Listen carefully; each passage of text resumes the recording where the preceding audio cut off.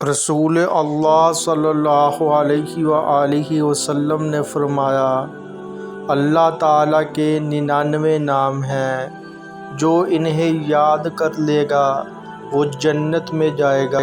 رسول اللہ صلی اللہ علیہ وآلہ وسلم نے فرمایا، تم میں کوئی ایسا نہیں ہوگا جس سے اس کا رب کلام نہ کرے، اس کے اور بندے کے درمیان کوئی ترجمان نہ ہوگا اور نہ کوئی حجاب ہوگا جو اسے چھپائے رکھے۔ رسول کریم صلی اللہ علیہ وآلہ وسلم 14ویں رات کو ہمارے پاس تشریف لائے اور فرمایا کہ تم اپنے رب کو قیامت کے دن اس طرح دیکھو گے جس طرح اس چاند کو دیکھ رہے ہو۔ اس کے دیکھنے میں کوئی مزاحمت نہیں ہوگی، کھلم کھلا دیکھو گے، بے تکلف، بے مشقت، بے زحمت۔ نبی کریم صلی اللہ علیہ وآلہ وسلم نے فرمایا، اللہ تعالیٰ نے جب مخلوق پیدا کی تو عرش کے اوپر اپنے پاس لکھ دیا کہ میری رحمت میرے غصے سے بڑھ کر ہے۔ رسول اللہ صلی اللہ علیہ وآلہ وسلم نے فرمایا، جس نے اللہ کے راستے میں جہاد کیا اور اپنے گھر سے صرف اس غرض سے نکلا کہ خالص اللہ کے راستے میں جہاد کرے اور اس کے کلمہ توحید کی تصدیق کرے، تو اللہ تعالیٰ اس کی ضمانت لے لیتا ہے کہ اسے جنت میں داخل کرے گا یا پھر ثواب اور غنیمت کے ساتھ اس کے گھر واپس کرے گا۔ رسول اللہ صلی اللہ علیہ وآلہ وسلم نے فرمایا، ساری امت جنت میں جائے گی سوائے ان کے جنہوں نے انکار کیا۔ صحابہ نے عرض کیا، یا رسول اللہ صلی اللہ علیہ وآلہ وسلم، انکار کون کرے گا؟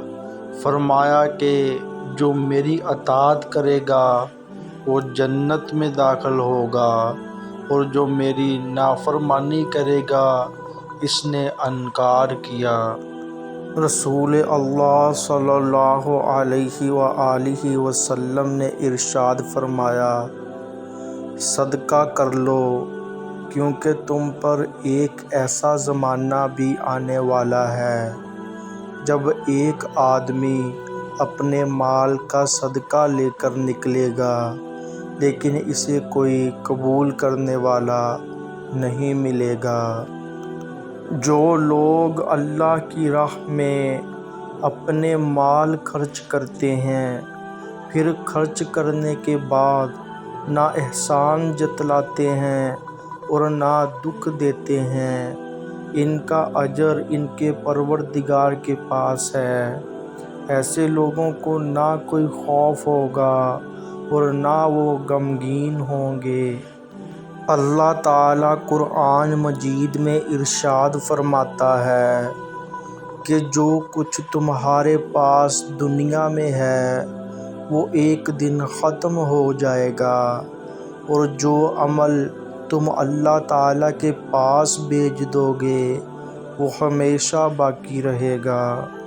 رسول اللہ صلی اللہ علیہ وآلہ وسلم نے ارشاد فرمایا، فقیر اور محتاج مسلمان جنت میں مالداروں سے آدھا دن پہلے داخل ہوں گے اور آدھا دن 500 سال کے برابر ہوگا۔ رسول اللہ صلی اللہ علیہ وآلہ وسلم نے ارشاد فرمایا، بندہ جب نماز کے لیے کھڑا ہوتا ہے تو اللہ تعالیٰ اپنے درمیان اور اس کے درمیان سے پردہ اٹھا دیتے ہیں۔ رسول اللہ صلی اللہ علیہ وآلہ وسلم نے ارشاد فرمایا، جو شخص رزق کی کشادگی اور عمر کی بڑائی کا خواہش مند ہو۔ اس کو چاہیے کہ صلح رحمی کرے اور ماں باپ کے ساتھ حسن سلوک کرے۔